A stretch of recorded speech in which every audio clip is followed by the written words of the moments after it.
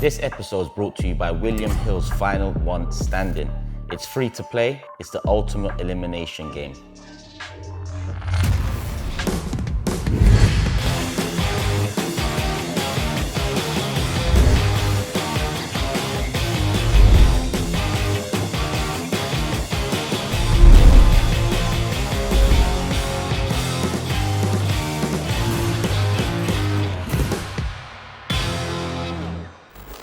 How's it going, people? Welcome back to the channel. Welcome back to the Fourever Arsenal podcast. Hit up the like button nice and early. Let's get to 1,000 likes nice and early. Make sure you are subscribed. Do all of that stuff. You know what to do already. Big up William Hill in collab. We'll go into that later. QR code will be on the screen. Link in the description. You should know. If you don't know, it's there anyway. And we're back in the building, people. Me, James, Lee, and Jordan. Full house. How are we feeling? All good? Oh, very good, very good. Yeah, you're fresh from Bilbao, actually. Yes, well, not about that fresh. You know what I mean? But what a lovely place! What an absolute wonderful place. You know what I mean? And I've got to say this, guys, the friendliness of their supporters was, unbelievable. Before the game, walking down, wishing us luck, good luck, and all that, and then afterwards, coming out, shaking their hand, saying how the better team was in a bar. Afterwards, was having a bit of food and all that, and they were saying how impressed they were with Arsenal. Good luck for the next games and all that. Like, unbelievable. Did you see their tweet, Lee? No. They tweeted after the game, something like good, well done Arsenal, good luck, yada yada yada, and safe travels home. Fantastic. It just sums them up. They was unbelievable. Like, you know what I mean? It was really like, it was quality. It was a fantastic trip. Like, got there on the Monday, poured with rain all day, and was it your first time there? Yeah. And it rained all day. It was quite like windy as well. The next day was sunny and lovely. Cheap. It's not dear. Food was not like stupid money. Beer was quite cheap but nice. They do a beer over there. You've got to be really careful because they do beers. One's a lager and one's a darker lager beer, like, and Robbie, like, when I've got the darker one, and I thought, I don't going to like that. But it was all right. I quite enjoy. I wouldn't go with it all the time, but I thought, like, as in Spain, I don't like tapas, so I tried their beer. It was very nice, like, So, and the stadium, atmosphere in the stadium, been to, all the big ones in Spain. I don't know if it come across on the telly what it was like and all that. It was unreal. They're all getting there early. Red and white striped shirts, everyone's got. And we had to really not silence them, but had to quieten that down, and we did. Listen, guys, I think it was a fantastic performance, by the way. I thought a fantastic away European performance. By the way, that word. He reviewed the beer. It wasn't fantastic. He done okay. And the flirter, when he scored that goal, going, stick that up your jacksie, Jordan. Stick that up your jacksie is what I was saying. Like, you know what I mean? Like, absolutely brilliant goal. What an impact from a substitution! Like, wow, So listen, I thought it was a great night, great result. And a good start for us boys. You know what I mean? Like 3 points in the Championship. And I'll tell you what, I've watched that Liverpool. They cannot continue to keep doing what they're doing and get away with it. Like, eventually, it's going to catch them. It's going to catch up on them. It's got to. You hope so. But, Lee? 90. Is it 4? They've played 5 games now. 4 of them in the 90th minute. They've scored. Yeah.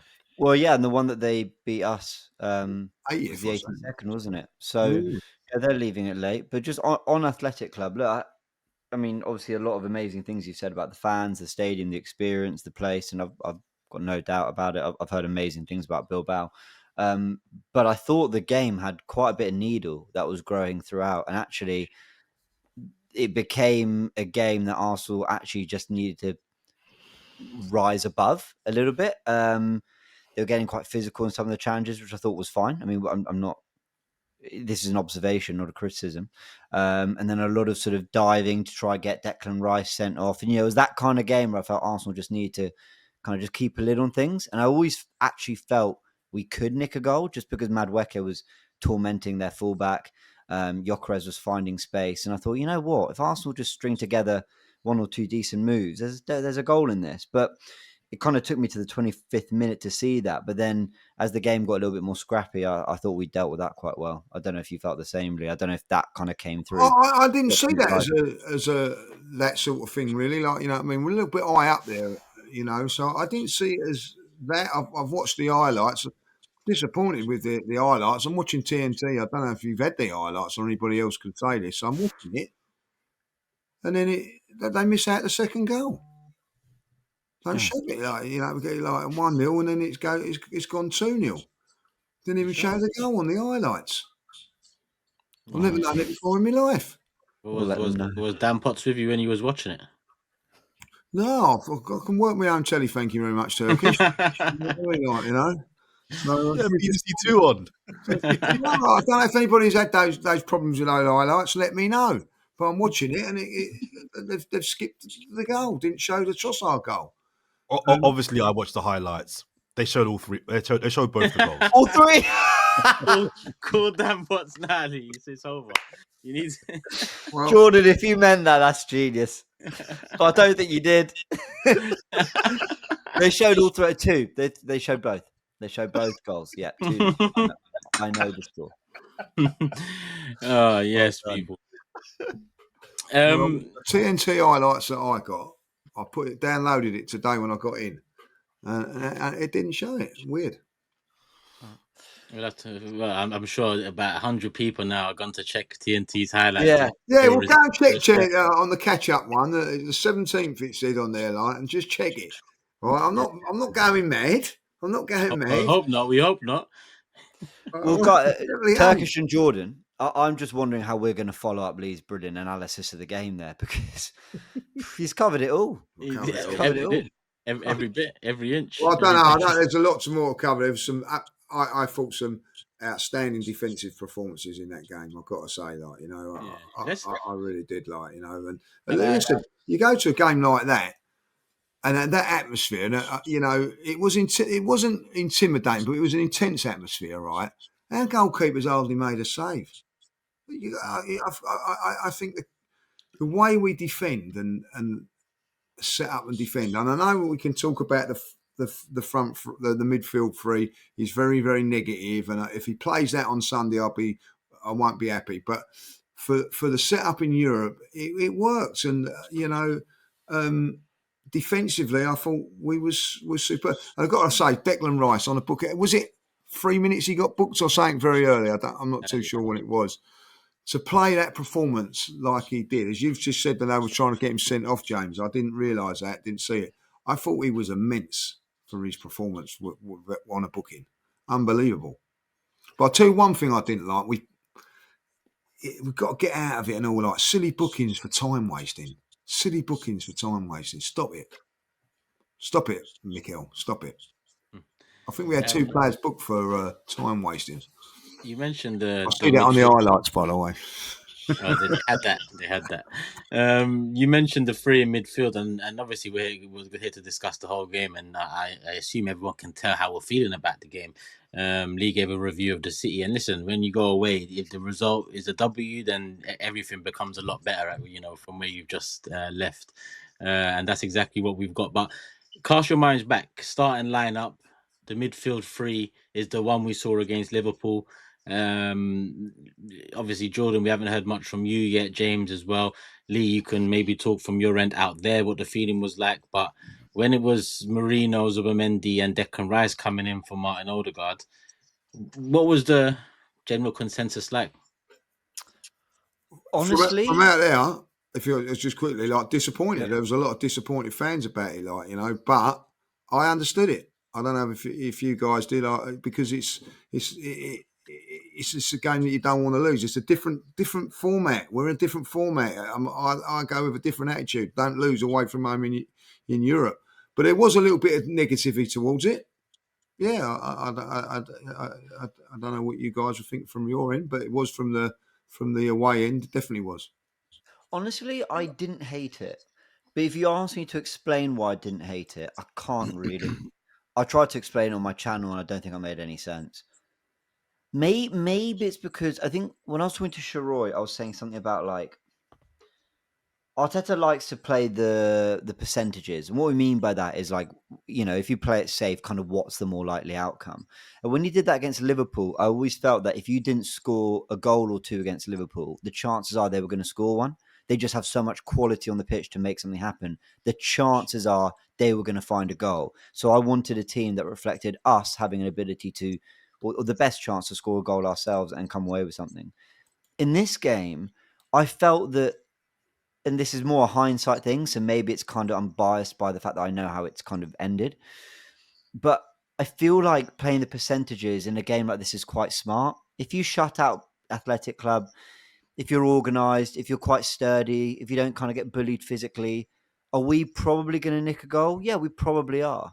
Like, I think we're a better team than we're kind of likely to do that away from home in the Champions League. So I didn't really mind it. I think that's one reason, because I think you're kind of, I didn't really mind playing it safe on that occasion. Secondly, because Mourinho has been in very good form. I thought he was very good against Forest the other day. He's obviously been scoring goals for Spain. I don't like the blend of that midfield three with Zubimendi and Rice, but he's been scoring goals, so I kind of can understand it a little bit. But then I think the third thing is, I don't think we can underestimate like the intensity of these matches. You know, coming into, you know, you're at Bilbao, they're playing their first Champions League game in years. They've got a very good manager. They've got some very good players. It was always going to be very, I mean, you just talked about the atmosphere. That was coming through on the TV league. Like, you could hear how loud it was. And sometimes football does come down to, you know, who are your soldiers best equipped to deal with that. You know, Waneri's a more talented player than Mourinho, there's no question. He's a more naturally talented. He's a more creative player. He's a more attacking, exciting, thrilling player. But if he, and I'm not saying Ethan would have been, but if Arteta feels that Ethan maybe might not be able to form in that environment, and a Mourinho's more likely to, or has the tools to quieten down that kind of atmosphere, and that's the best way to go, then, you know, maybe, well, look, he got it right? We won, and Arteta's subs got it done, and we were very defensively resilient. I don't want to see Mourinho starting in the 10 regularly, if ever, really. And I definitely don't want to see it for Man City on the weekend. Let me get that out of the way. But for this one game, I kind of understood it, and I didn't really feel a way about it when the 11 came out. I went, all right, if we get a win, at worst a point, we can kick it to the next one. Jordan.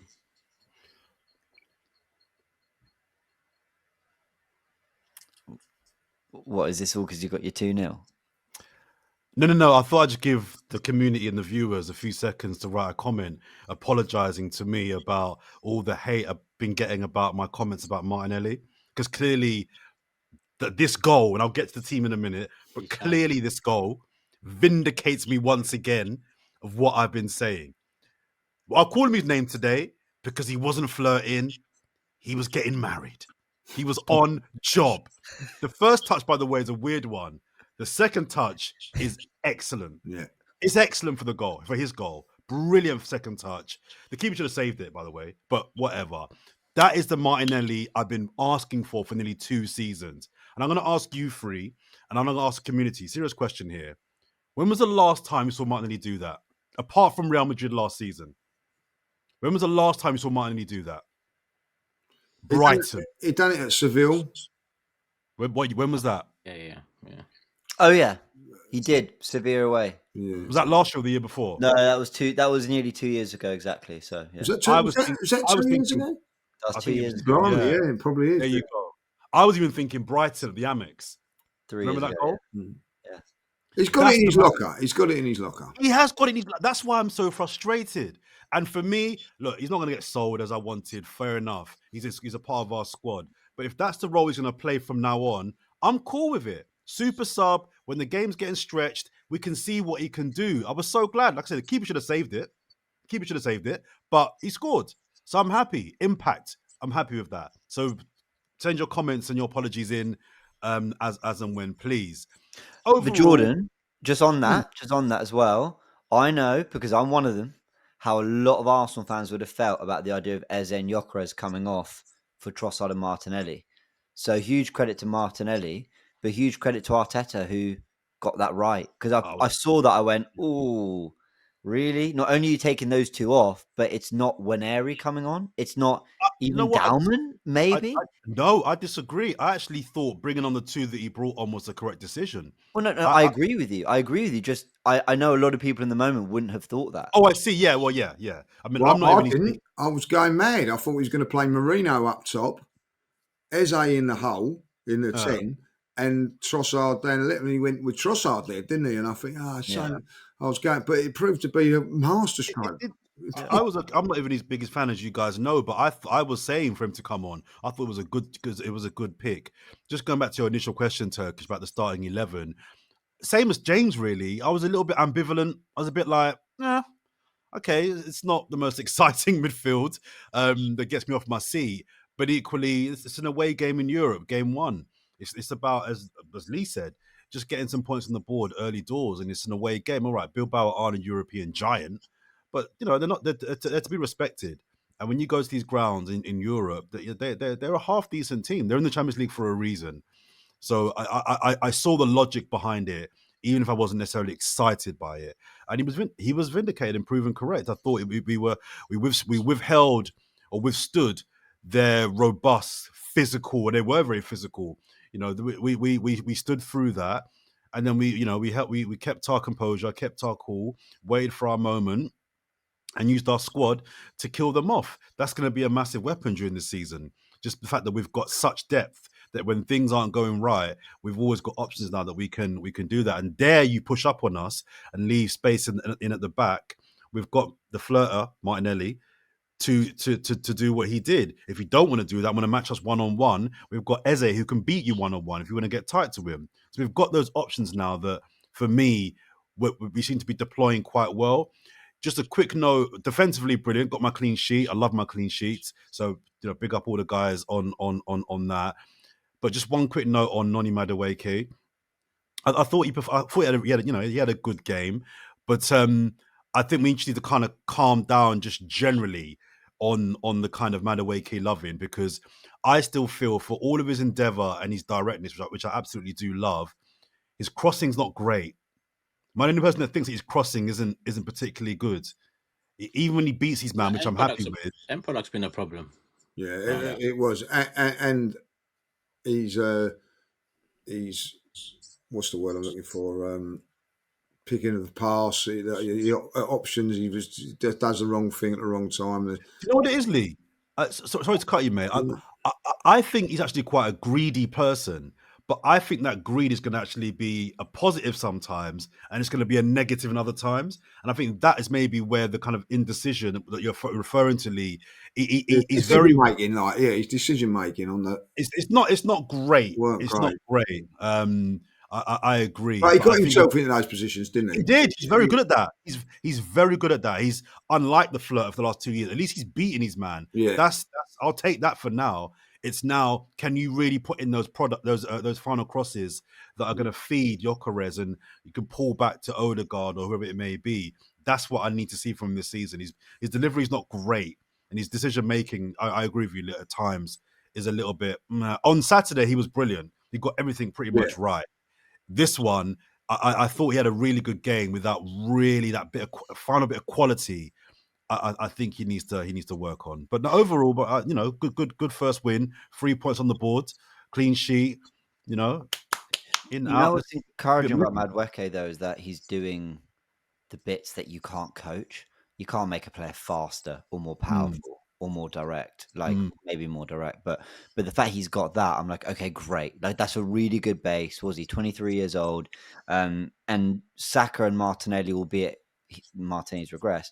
Saka, Martinelli, Trossard had it at Brighton, but I think has kicked on at Arsenal. These are all wingers whose end product and numbers have improved under Mikel Arteta. I know Martinelli fell away a little bit, but there's no question he had a couple of years of absolute growth. And I'm hoping that happens for Madueke, because he's got the hardest bit. I mean, at the moment, I want to be really careful I say this, because Saka absolutely terrorizes fullbacks as well. Don't get me wrong. But Madueke feels a little bit more relentless, and Saka feels a lot more productive, if that makes sense. Yeah. Total sense. That's my feeling on the two.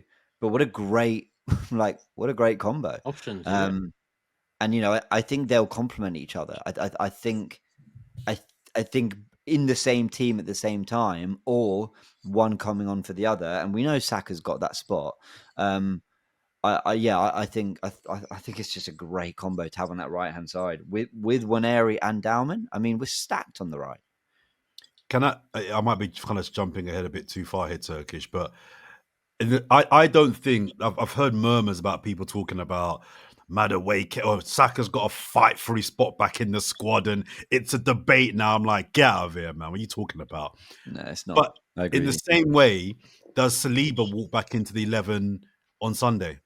Okay, so hold on. Let me bring some order to this, because we're going to preview Man City, and I think this is a great question. We have to have that out in the previews, because I think Saliba, there's a question. Marino, Rice, Zubimendi, is it all three? Is it two of them? Does Erdegaard come in if he's fit? Is it Waneri? There's rumours that Saka could be back. Well, not rumours, but he was rumoured to return for this game. Is it Martin Eze? So there's a lot to talk about. So We'll circle should we back put that to this. to the end? What's that? We'll circle back to this. I'm done with Bilbao. Yeah, I'll listen to you guys now. Well, no, because the thing I wanted to ask was how all of you felt about the performance in general. I know we've touched on Marino, we've touched on the positives in Madueke and stuff, but how do you guys feel about the performance in general? Like Turkish, a lot of people felt ultimately that's not good enough, but we found a way, and others thought professional away performance in Europe. Where do you land on it? Probably more towards the professional away performance in Europe, but for the first 70 minutes, I'm thinking, come on, Mikel, man, you should have tried something different. You know, and maybe that's why I get called a flip flop. Even in the game, I go from frustration to happiness, because that's what I'm like. But you know, we spoke of the lineup, and I think the first 70 minutes reflected what most of us would have thought seeing that lineup, right? Yeah. So throughout it, you know, I mean, 30, 25, 30, 35, 50 in. I'm saying, Mikel, man, Ranieri should have probably started this game. We could, you know, there was, you know, they was physical, and there was something about them. I think they had a little chance at the end of the first half as well. But I think the way we play and the lineup we choose also plays a part in giving a team a confidence to be able to get stuck in, rather than put them on the back foot because of the quality we possess. I think there's different approaches to take. So I think Ranieri would keep them on. This was all during the first 70 minutes, by the way. Then the substitutions happen, and I can't lie, if you write a script, that's one of the best scripts to write. You know, Martinelli, the one that, in my personal opinion, like Jordan's, should have been sold in the summer. We kept him. He's an Arsenal boy. You know, when I mentioned he should have been sold, I always said for his benefit as well. But listen, the squad is the squad, and for the last couple of games, he's been on the bench. The new signing's been in his position. What do? Do you cry and lick your wounds, or do you come on, fight back, and do your thing? And he came on, he fought back, he done his thing. You know, a goal and an assist, because his assist was as good as the goal, in my opinion. Why? Because I haven't seen that enough from Martinelli over the last few years. You know, it seemed like that extra bit of confidence from the goal gave him that ability, or remembered the ability to beat a player. You know, around the outside. Then he got a bit cute with the touches across the touchline, and then he passed it to the player. The end product was there with that move. So I think all in, that's one of the best scripts you can write in terms of going into that game. Some of the stories you want to see unfolding. I think that, on top of Trossard also coming off the bench, because he came off the bench against Forest and got an assist. I think not talked about enough, but it was a nice assist. He's come on again and got an assist and a goal, because he got the assist for Martinelli, which again, I think the assist was equally as good as the goal, because it's quick thinking, and you know, one touch pass in Mosquera to Rice, Trossard over the top. So yeah, after it, I'm a happy man. For 70 minutes of it, I'm thinking, come on. Now, overall, I do think we do need to start, you know, loosening up a bit. Otherwise, later down the line, it could cost us if we take too long to try to develop that side. But is it right to develop it away game week 1 of the Champions League? Probably not. So overall, 2-0, you walk away, clean sheet, and you move on pretty much unscathed, from that game. That same performance and result at home to Forest, I'm disappointed. You know, because the 3-0 against Forest had a certain energy about it and certain combinations, and Eze had more freedom, and Calafiori was galloping up and down, and Timber was underlapping, and then I'm thinking, okay, we have that or something like that in us, and maybe Ange Postecoglou football and the way he plays kind of opened up the game for us. I don't know. We will see with more games. We're only 5 games into this season. Is it 5? Yeah, 5. But yeah, for the context of this game, I was fine with it. I mean, you know, some other teams have been worked really hard in Europe in game week 1, and we've kind of come out in one of our tougher games with a win and a clean sheet. And in 5 games, we've conceded 1 goal, and it was to one of the best free kicks I've ever seen. So it's like, all right, we'll keep it moving. I think at the end of the day, you don't know how this is going to pan out because you don't really know what the opposition's like for them. But how I look at it is like, the Forest game, that was everything I wanted to see in a home performance. And then it comes like, they go and lose to Swansea and concede 3 goals in like whatever like they did today, like 2-0 up and lose 3. You know what I mean? So you think to yourself, oh, okay, maybe they're not as good as what they were last season and what I'm thinking this season. So you don't know. So now it goes to what and we'll get a magnificent gauge on Sunday. But I felt like yesterday, I don't know how. I felt we played very similar to the Liverpool game, really, in the way we set up and everything like that. And it was not to lose the game, but we found a way with the substitutions on this one. I still think that Mikel got that completely wrong. I will say that. I think that and my worry is that he goes in on Sunday with that negative thing again, James. What you're saying, like I wouldn't be surprised if we played that free again. If he does, that for me tells me that we're never going to win the league with him as a manager, because you've got to do something different. You've got to be a little bit more eventful to get over what we're up against. So it'd be really interesting to see what he does. But for me, I thought it was a perfect away performance on. I wasn't bored watching the game. I don't know if it was like that. Maybe I was caught up in the atmosphere of the game. I don't know what you guys would think of that. But I thought we was good, and there was a definite cutting edge in that second half. Not first half. I felt like we, kept possession quite well and didn't let them. But I was buzzing when I come out there. I thought it was a very, very good performance, and maybe because Martinelli got the goal and everybody's singing the song. I don't know if you could hear that. That was going mad in there, and the way that it, as Turkey said it, you bring him on and within 30 seconds he scores. It was a mad moment, and it was about 70 minutes. But listen, we've had that done to us by good. So I remember Chelsea doing to us one season. Everybody going, "Wow, that's how good Chelsea are." So I'm more than pleased with that yesterday. More than pleased. And also, every other team also has their own manager, their own players, their own tactics, their own game plan.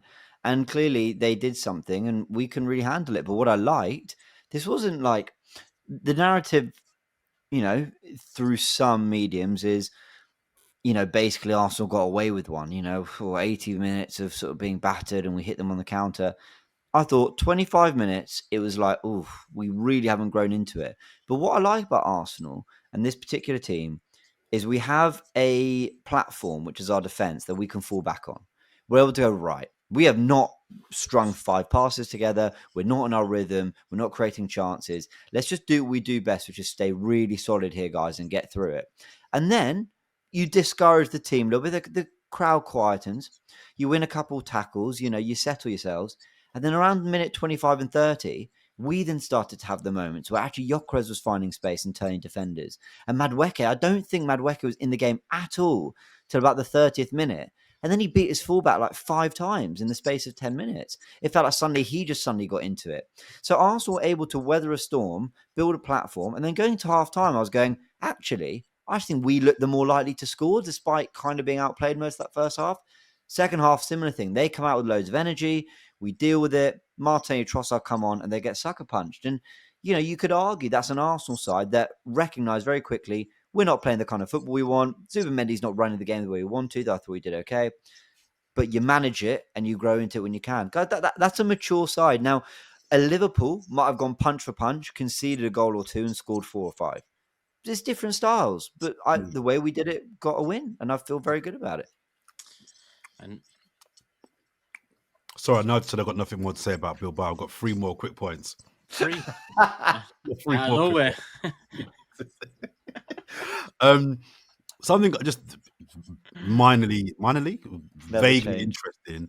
I noticed during the kind of huddle on the pitch just before kickoff, Gabriel was the captain, but it was Declan Rice leading the team talk. You could see, like, where the camera was, I couldn't quite work out who was like doing the team talk, and you could see Declan Rice was the one that was animated the most from his body language from the outside, and it just made me think about all the people that have been saying they'd rather Declan Rice be the captain, but that was an example of kind of what I've been saying, in that I don't think it really matters who wears the armband. Declan Rice is going to be a captain regardless of armband or not. I thought it was quite telling that he was the one giving the team talk, and maybe it's a language thing, but Gabriel speaks quite good English, so I don't imagine it's a language thing. But he was the one that was really just like geeing the guys up. That was the first thing. Second thing, I do want to just double back on Martinelli and just give him a little bit more praise, because I've given him 2.5 years of absolute batterings, right? And it's only one game. And I know it's Lee's favourite, but it's good to hear that the crowd was singing his song, because I know you lot love him still, whatever. But he can win me back. He can win me back. And I think if he's got a bit of fire in his belly, and as you said, Turkish, if he's, rather than sulking, he's deciding, hang on a minute, I want to contribute to winning a Premier League this year. I don't want to just be a Premier League winner at the end of the season and I get a medal and I've made 5 appearances, I've had 2 assists. No, I want to contribute. I want to be a part of this. And if on Sunday and the weeks coming up, he can have that impact, and who knows, when he's spot back, then as an Arsenal fan, that's what I want to see. So I was really impressed that he came off the bench with that attitude and had the impact that he did. Let's see it more and more now, please. And the third thing was, I have forgotten. So let's go to Man City. Before we do, listen, big up, hit the like button, people. Make sure you are subscribed to all of that. Final one standing, lads. I know I'm the only one left in the 500k game, but you lot are still in the game for 200k. No, I just got to mention that. Come on, it's part of the collab. It's part you don't. Actually, you don't. Of course I do.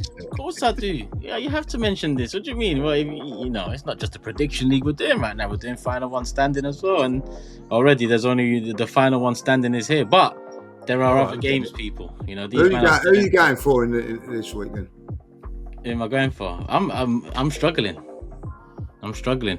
I've picked 5 of the big 6 already, and the only big 6 that I haven't picked is Man City, and I ain't picking them to win at Emirates. So I'm stuck. Yeah, this is really tricky this week. I might go for Brighton.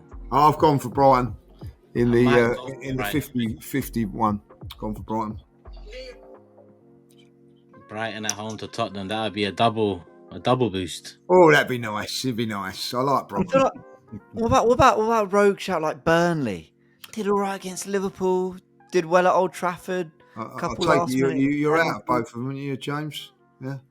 Yeah. So pipe down. I won't go on James' advice. He's not to Forest. Yeah, he's not far off with a suggestion there. Home to Forest and second game. Forest, they're on a bad run of it now. They conceded 9 goals in their last 3 games, boys. So it's worth a bet, worth a punt on Burnley.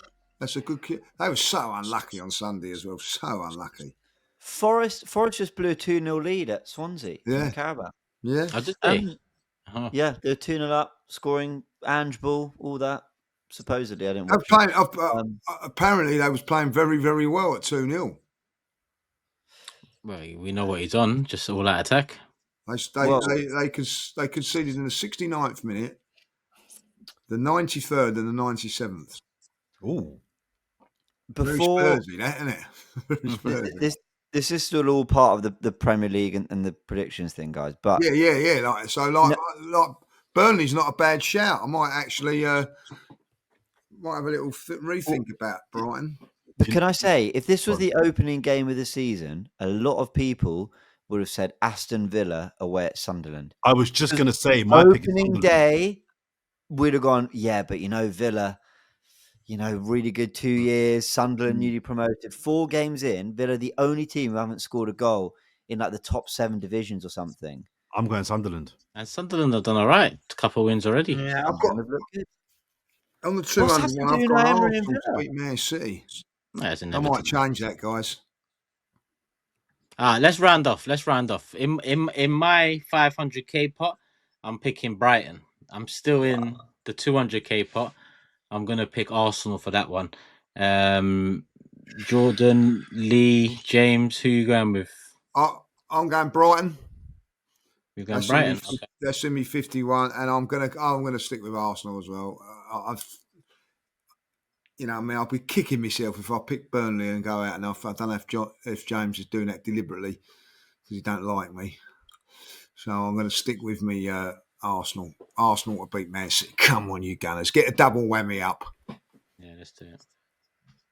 All this time, I thought you thought I liked you. So that's just positive. It's good, No.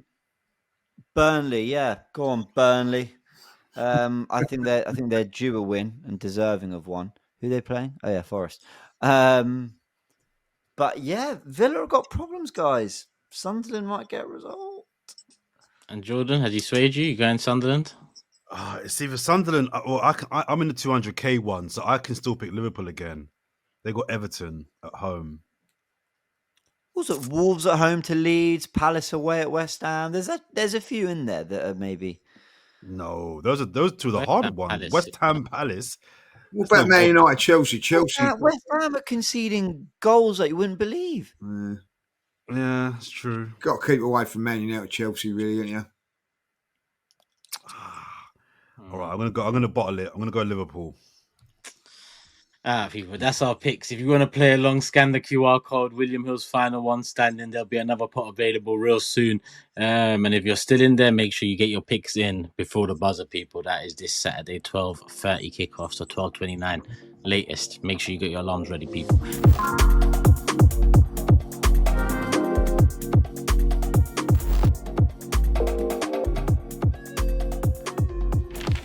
Let's keep it moving. Onto that big game. Manchester City at the Emirates a couple of seasons ago.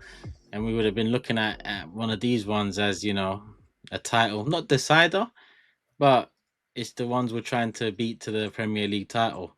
Last season, 5-1. How are we feeling about it this time round? Good. Intrigued. I think we should be. Yeah, I'm confident. These are the sort of games we're in a position now, guys, where, especially if we're being at home, we should be pushing out our chest a little bit and be like, yeah, okay, we know Man City are a very good team. We know who their manager is. We know what our record is like over the last, say, just decade. As an arbitrary number, the last 10 years. But if we're serious about winning this title, we're at home. We're on a good run. We've got a brilliant defense. Our attack is, getting better game by game. They're not in the greatest of form. And they beat United on Sunday. But that was more about United being poor for me than City being good. I'm not saying we should be arrogant and we're going to whack them again. But we're going to be arrogant and we're going to whack them again. So let's just, get on with it and win the game 5-1 again. Let's act like champions. Right. How did we beat Real Madrid 3-0 and Man City 5-1 last year? How did we do that? We were so dull for most of last year. That I've got to say, I'm not saying it was far from the worst Arsenal team I've ever seen. Far from it. But it was definitely one of the most boring campaigns in terms of the football, the amount of draws in there, there's so little to play for. It wasn't good. That campaign lacked so much, and it probably yielded Arteta's 2 best ever results. Yeah, it was mad. Honestly, it's probably his 2 best ever results, followed by Real Madrid away. But just kind of going back to the Man City game, just finally from me, I just think we have to, in all seriousness, I think we've got to conduct ourselves like champions. We've got to have a championship mentality. City are coming to our ground. Again, I was joking about it. I don't think we should treat this as a bank of 3 points. But I think we have to assert ourselves, and we have to treat them the way that they would treat us 3 years ago when we went to their ground. You're coming to the Emirates. It's a difficult place to come. Let's run up on them. I think Rodri didn't look fit at all in that for most of that game on Sunday. I noticed him; he's not up to speed yet. So if I'm Arteta, I'm saying run all over him, run all over him. That's what I'm saying because he's not right yet.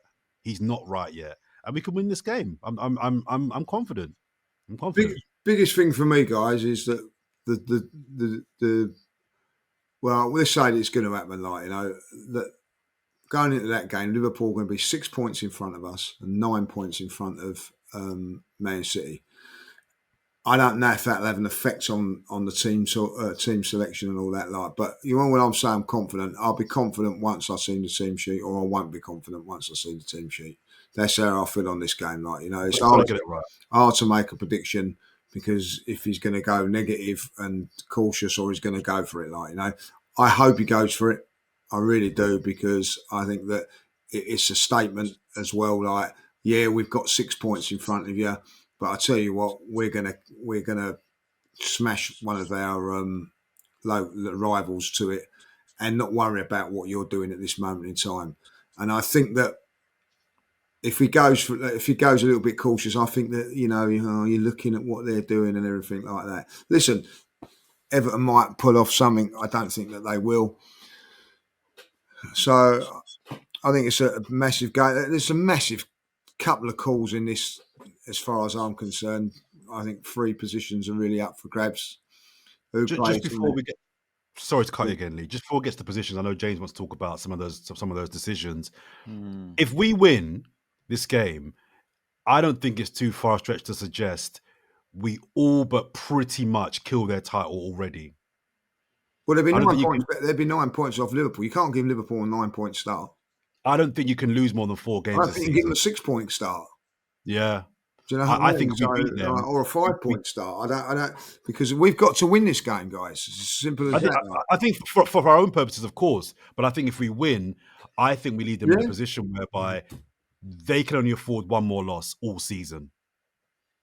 I don't know. I totally get what you're saying, because I kind of hear what you're saying, because if they lose, that's 3 defeats, and I don't think you can really lose more than 3-4 games to win the title.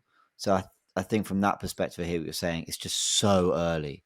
And also Liverpool have been winning their games, but there are cracks there. So, if they go on remember Man City started last season on fire. We thought they were going to run away with it, 5th title in a row. And then they started to fall away a little bit, and suddenly the bad results just all came in one go. So I think it's too early to really know what anyone's fully on yet. Even with Arsenal, I don't really know what we're about. Oh, brilliant! My internet's gone. But anyway, I don't think any result knocks anyone out of a title race at the moment. I think it's a stretch. If we beat them, it's a stretch. It's a stretch because. But is it? Do we agree? Sorry, do we agree that 4 defeats and you probably won't win the title?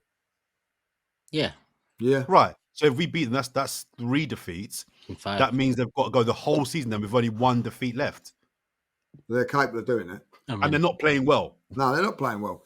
Listen, I don't. Liverpool's the concern, Jordan. Like, you know what I mean? They're going to be 6 points in front of us going into that game. Yeah. You know what I mean? And we can't let that happen.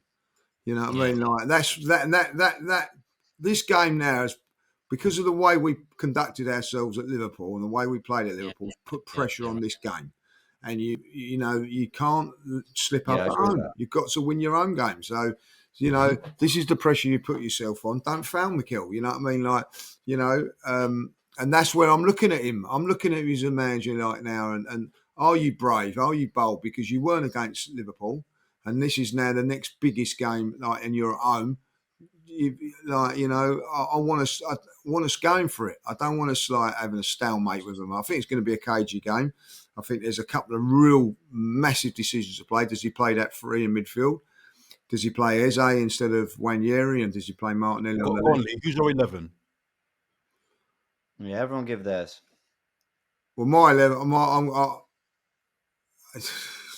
yeah, you see. I'm going to go with Timber, Mosquera, and Gabriel and Calafiori. I'm going Rice, Wanyeri, and Zubamendi, Eze, Gyökeres, and Madueke up front.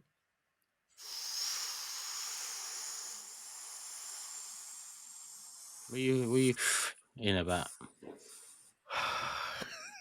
Is this also what we want or what we think will happen? One. Well, one thing that we haven't got privy on, right, is the training sessions. You know what I mean? Like Saliba trains. You know what I mean? Like it's his 3 weeks. He's been without a game. He ain't kicked a ball for 3 weeks now. It's bringing him in a competitive game is a gamble, in my opinion. You know what I mean? It's a gamble. Over the last 2 years, we would have took without any hesitation. But the performance and what I see on Tuesday from Mosquera, I don't know. I thought he was outstanding. It's going to be very, very harsh to leave him out. But if we do, I understand it. But I do think it depends what our Saliba trains in the next couple of days. Go on, James. What I want, and I'm hoping for some fitness luck here, Timber, Saliba, Gabriel, Calafiori, Rice, Zubimendi, Erdegaard if fit, otherwise Waneri, Eze, Gyökeres, Madueke, assuming Saka's not fit. And even if Saka's fit, I think you shouldn't rush him back on the bench at best. So I bring Saliba in, and so Saliba and Erdegaard, if fit, they start. 100% fit or 80% or 90%? 90% fit. Turkish. Same backline as Lee's. So Mosquera keeps his spot. Saliba ain't played for me, so he comes. Yeah, he comes off the bench, plays 20 minutes if need be. Shore up the game if we're winning comfortably. Midfield, I'm tempted to say Eze in the 10, if I'm honest with you. I'm tempted to say Eze in the 10. I don't know what it is, but you know what, Ranieri, that would be harsh. That would be harsh. That would be harsh on Ranieri, because I think if on top of Marino starting there in some games, you now go and start Eze too, I think he'd get the feeling of, what the hell is going on. So I'd go with the same front six as you both. You went, I mean, the same front four as you both. Would you start Erdegaard if he's fit? No. Wow, fair enough. I don't think he's going to be fit, James. Do you? I don't know. When Arsenal are coy on things, it means that is normally good news. Like, Arteta's not really saying anything, is he? If he's 100% fit, right, and there's no pain in that shoulder, I'm with you. He played. Yeah. Fair. I'll take Ranieri either way. Come on in, Jordan. I'm with Lee and Turkish in the back line. I'm not starting Saliba. Wow. Yeah. Guys, William Saliba, think of the work he's done against Erling Haaland before. I know. I was thinking that's what I was thinking about. Brilliant, but this is red hot Erling Haaland right now. I know. Yeah, in 3 weeks without a game. And do you know what, James? I don't know. But you lock in. You play. You know, Lee, when it's a big game, you've not played. Yeah, I get that. You just lock in because you have to. I get that. I get that. And so you got to be thinking now, James. If William Saliba, you're the manager. William Saliba comes up to you and says, "I'm good. I'm fit. I was fit last weekend. I trained. I was on the bench for Bilbao, and we're playing Man City and Erling Haaland. Boss, do you want me? Are you really going to not play William Saliba?" I don't even think this is I'm happy. It's a great debate, isn't it? I'm glad we're having this debate because it just shows you how well he's done. It's not the debate. That's why I want to keep it moving, because I think all right. I think we're all happy with Saliba or Mosquera starting, regardless of outcome. I think the debate lies in the 10 and the left wing. Turkish is right. Actually, it doesn't really matter who. I don't think it's. I wouldn't be pissed off if either started, but I get your point, James. I get James's point as well. Like I think it's a massive. If Saliba's ready, play him. But I just like you lot said 3 weeks out. I also get not playing him. I would go Rice, Zubimendi. I'm with Turkish, I'd go Eze in the 10. And hear this, I'd start the flirter. Yeah, if it was Eze in the 10 for me, I was thinking Martinelli deserves his spot. His confidence is going to be like, I know it sounds silly because he's professional football, but confidence is such a thing in football. And that goal would have given him the confidence. Yeah. Like, unbelievable confidence now. Like, I think his confidence has been down, but that goal was just injected all the confidence back in him. The only thing that's making me question that decision is because you're basically rewarding a guy for 20 minutes, or albeit a great 20 minutes, when he's given us 2.5 years of absolute poo. And you're rewarding him for 20 minutes. Do you know what I mean? Is Gyökeres a definite start for everybody? Yeah. Gyökeres? Yeah. Why not? Oh, just like, just wondering. But guys, can I be boring? Arteta's going to look at who knows how to press the way Erdegaard presses, who does all the off the ball stuff, who's the what like. I would love to see Eze in the 10, floating or whatever, but he won't get the freedom to play in that role because Arteta's 10s ultimately have to set the tone of the press, drift out wide, combined with the right winger. I'd like to see Eze in a really proper old school number 10 floating role in the way Florian Wirtz has it at Liverpool now, but Eze wouldn't be given that role. He'd be drifting out to the right, playing in arguably even more uncomfortable areas than he is when he's a touchline winger. You're right. Like, it's not as easy as just play him in the 10 and off we go. No, you're right. You are right. If Odegaard's not fit, then James, but that's the problem. I'm not sure he's fully fit. And if I'm Guardiola, I'm saying 2 games now he's come off with a shoulder injury. Rough him up. Just rough him up. Rough him up. Test him. And I just don't think you want to waste a sub after 20 minutes on your number 10. Fair point. If he's not 100, yeah, I hear you. Look, you know what I mean? And he's robust for a 10. He's very robust. Do you want him coming off after 15 minutes? Okay, so I'm spoiling we're actually recording this tomorrow, actually, on AFTV. But I actually think he's going to start Marino, but I would go Waneri. That's what I think he will, and I'll be so disappointed if he does. I'd go Erdegaard or Waneri, and I think he'll play Marino. I actually think he will play Eze on the left, though. I think he'll know he needs a little bit more match-winning quality than Martinelli. As much as Martinelli's got the pace, and actually, there's the whole argument for his work rate and tracking back and all that. I actually think Arteta will go for Eze. If he goes Marino, I'd be so disappointed. I'll be so disappointed. No, I would be too. I'll be pissed, but I think that's what he'll do. I'll tell you that now. If he does, Arsenal won't win the league. Well, we say that. We say that. Because there'd be other games when he'd go too cautious and we drop points. Hear me out. I'm not advocating for Marino to start either. I wouldn't want to see that. But let's think about the positives that Marino does bring. If he plays Marino as like a second striker, we've seen that he can finish. It doesn't, does he? He plays it, and if I be really honest, it isolates Gyökeres. Gyökeres isn't the greatest at holder up with the ball we've ever seen. You know what I mean? Like, so, I just think if he does play Marino, if he does go 3 in the middle, I think the logic would be, as I mentioned earlier on, let's just outpower them. We're going to absolutely steamroll them in the midfield 3, and we're going to get our creativity from Eze and Madueke. Yeah, I'm not for that, but I do see some logic. Like we steamrolled Liverpool and Bilbao. That didn't. Well, Liverpool, we didn't steamroll Liverpool. It didn't work against Liverpool. It just didn't work. It didn't work against both. If I'm honest with you, if we're talking steamroll, we didn't steamroll Bilbao. But I think the mission against Bilbao was different. I think James mentioned it earlier. The mission at home against City should be spank them. Like Lee said, they're in a bit of disarray. I agree, but you mentioned Bilbao. The Bilbao mission was its first game of match day 1 of the Champions League. It's away.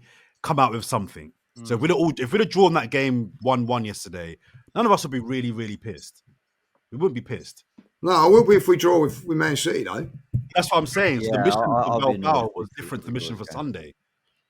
If he plays that midfield, I've been praising Mikel all the time over the last couple of games because I think he's got everything spot on. But if he was to do that and we don't win that game, that's you know what I mean. Like that means you ain't going to win the league because You got to go then to Newcastle. You're going to probably go up with that midfield up in Newcastle as well, which you will do. I ain't got a problem with that. But when you're at home, you've got to win your home games. You know what I mean? If you're going to be negative at home, well, what's the point? You've got so many attacking players. It'll be disappointing to kind of then, yeah. And that's nothing against Mourinho, by the way, because I think he's done very, very well. For me, it's not about Marino. For me, it's about the three. If he plays Zubamendi, Marino, or if he plays Rice, Marino, or if he plays Zubi, Rice, that's all I care about. Yeah, I don't think I'm not singling out Marino here.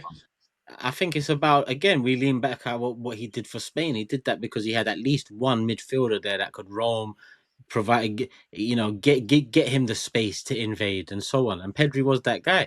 So it's nothing for me. It's not about Marino. So let me word it differently. Yeah. If those three profiles are together, that's what would annoy me. That three midfield, yeah. Because it hasn't worked either. So as much as Jordan's saying, I get it, I don't, because it hasn't worked in the first two games. So why all of a sudden is the expectation that, all right, we dust ourselves off again and then try again when... If you start at 10 instead of Marino yesterday... Guys, it works in a defensive formation, a defensive system.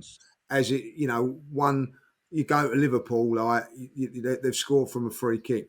We've gone to Bilbao and they've hardly had our goalkeepers hardly anything. That system works if you want to be a defensive based side, but we're at home. Now, if we played that at Man City, I still wouldn't be happy with it, because I think we've got to go and get a result. They're vulnerable. Like the Liverpool game was, it just showed me everything that worries me about Arteta. If he wants to do that at home, that convinces me. No, you changed my mind, actually. I would be pissed off. That convinces me that he's not going to be the man to take us over the line. That's that team selection on Sunday. That midfield three tells me if he's going to get us over the line or he's not. And I'll rephrase that. It will tell me that he's not going to get us over the line. Right? That's what it's going to tell me. Yeah, I'm with you on that. It sounds like, and I know some of the comments are going to be like, "Whoa, how can you say that?"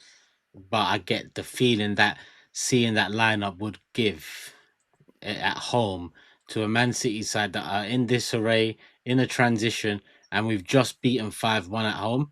I don't think the defensive stuff against the Liverpool, I get that we're yet to turn that corner in terms of an Anfield win, right? But against Man City, we've surely but consistently, done better and better over the years. And now that stigma around Man City's gone. So what is the next step in that? And I'm going to say this now. Build on last year, yeah. Turkish. And I'm going to say it now. It's not what I want, but I wouldn't be surprised if Marino is up top. I think if he goes for those three profiles in midfield, also the message it sends to City. Imagine if you're Guardiola, if you're City, and you see that team come in, you're like, oh, okay. It does look a little bit like these men are shook. These men don't really want it. They're looking to contain us. They're not convinced they can win. They're title winners. Yeah, they're looking to stop us rather than beat us. So I think the message it sends to City as well is one that kind of makes, I don't think psychologically it's a good message to send out to them either. Can Arsenal win a game of football with Mourinho in the 10 against Man City? Of course we're capable of it. But I don't want us to go about it that way. Could we defend well, nullify City, get a deflected goal, score off a set piece, score on the counter? Yeah, we're capable of it. I think we've got goals in us now. I think we've actually added a variety of skill sets. Gyökeres is a ferocious runner, gets into great spaces. Yep. Actually, by the way, I think his performances are getting better and better, Gyökeres. Yeah. And, I think he's getting there. Eze, thought looked really bright on his debut. Did some nice things against Liverpool when he came on, actually. You got Madueke who's firing. You got Waneri. That's with Ødegaard, Saka, Havertz, Jesus all missing. We still call on all these players. Hell, you could bring on Dalman if you wanted to. It's looking bright enough. I mean, I just think it'd be such a waste to have all that attacking talent, see Man City not at their absolute best, and go, Yeah, but let's just make sure we don't lose it first. I'll go. Oh, come on. Do we want to go win this title, or do we want to just hope that we kind of tread water enough to get by? Give The his one wings. player we didn't. Sorry, go on. I just say give Ranieri his wings. Let him fly. Give him his chance.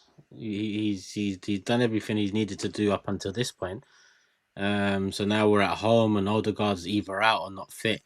Give him his shot. The Marino experiment hasn't worked twice, in my opinion, for us in terms of chance creation. It's worked in terms of controlling, being the more physical presence, especially centrally. I get that it has worked in that aspect, but it hasn't in terms of creating chances. That's evident from Liverpool and Bilbao games. Up until the subs, we did, a couple Gyökeres headers, from set pieces. Again, that's similar to what we always do.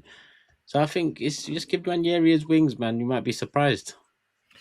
The one player we didn't mention at all on the last podcast was Gyökeres. And it's funny you mentioned James. You think he's getting better and better. I think he's been good. But I'd like him to score a goal in this game. I'd like him to I'd like him to disprove my theory that he's a flat track bully. I'd love him to really give their centre backs a really torrid game. I don't need him to run the channels. I don't need him to beat 3-4 players. I don't need to link play every other minute. I need him to score goals. So I would love it. I would love it if he could, if he could score a couple of goals. He has to create chances for him first. Until I see him missing chances, I can't really, demand anything before asking the midfield and supporting cast to start doing more. I think the second header in the second half against Bilbao, he should have scored that. The first one he should have done better. The second one he should have scored. Mm-hmm. But again, as much as you're saying dispel the rumors of flat track bully, I mean, maybe first come and prove that. It'd be nice to see a flat track bully up front for us, and do that, do that, and then prove otherwise. So I don't really mind all that. I just need us to create more for him. Do you get what I'm saying? That's fair. Lineup wise, we all hope that he goes with a creative, expansive 10 profile.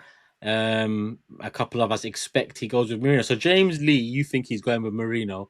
I don't. I think that would be crazy. I'm not going to say who he goes with. I'm going to say I don't think he goes with Marino. Jordan. If Odegaard's fit, I think he will go Odegaard. Let me just say that. But if he's not, I think he'll go Marino. Okay. I think he'll go Marino. Okay. Full house. Let us know in the comment section what you believe. Obviously, this is recorded before any press conference and any news on Odegaard or images in training or whatever you may see in the upcoming days. So apologies about that. But you also want the podcast thick and fast after results. Sorry, Turkish. I'm just trying to find a thing for me regarding Odegaard. I mean, the guy's clearly not match fit, and he's not in great form. I take James's point from the last podcast. He's not played a lot of football this season to say that he's out of form. But if we look at the body of work from last year, it wasn't great. So I'm like, if he's not fully match fit, he's not been a brilliantly effective creatively for us anyway. I get that he knows the pressing role, he's the captain, but you've got options now where you don't have to play him. Yeah, if you had to play him at 80% fit, if you had to, then I'd get it. You don't have to play him. Let the guy get fit first. Let the guy get some form in the Carabao Cup. And then I just think if he does play Odegaard, there's more reasons to not play him than play him. Do you know what I mean? Bad shout. Even the Port Vale game, start him there if he's close to fitness, and then hopefully he kicks on as well in terms of a bit of quality, productivity, form, something. Because listen, Newcastle away is around the corner after that one. So, the big games don't stop at the Emirates this Sunday against Manchester City. But we've given our thoughts. I believe we've covered everything we need to cover. So I'm going to bring up the prediction table as it stands. Jordan, correct score against Bilbao. So he's tied at the top with Lee, but he's obviously in the number. Well, no. Can you, for the audio listeners, can you explain that again? That I'm top, and why I'm top, and all that sort of stuff again, please. I mean, I was trying to explain it, but you wasn't. Sorry. I don't think you like my explanation.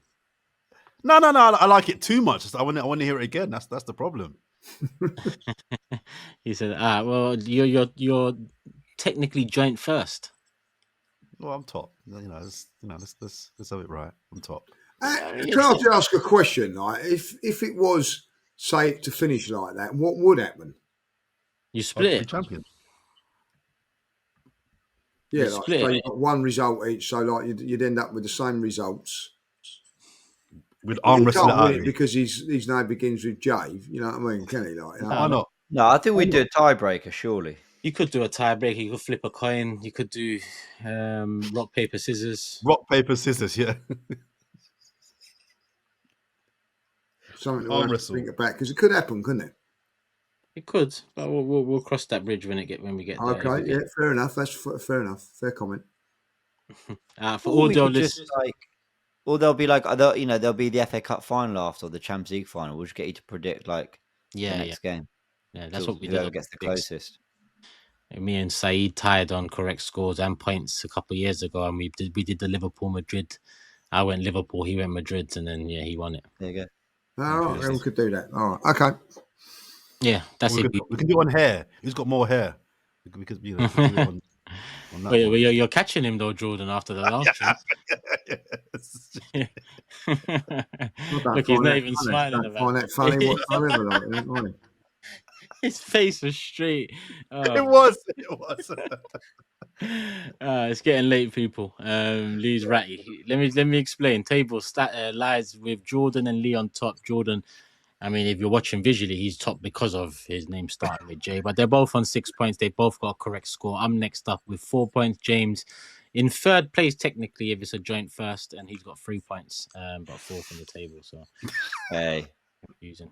Well done, Turkish. You're a proper teammate, you are. That's what we do, man. We make it sound better than it is. Predictions. Jordan, Manchester City at the Emirates. 1-1. Great. Lee? 1-0. 1-1, 1-0. 3-1.